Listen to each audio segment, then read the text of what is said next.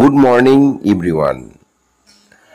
Early morning, I visit my Campharia galanga field.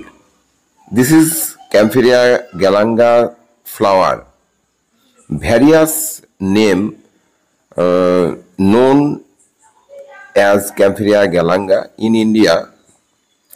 This is called aromatic ginger, also bhui champa, and also popular name is Akangi. In Bangladesh and India, it's known as Akangi. In Indian Ayurveda is named aromatic ginger. The use of Campharia galanga is various type of medicinal uses.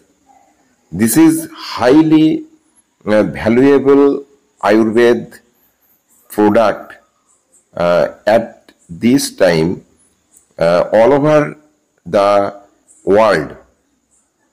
This is a very profitable farming also.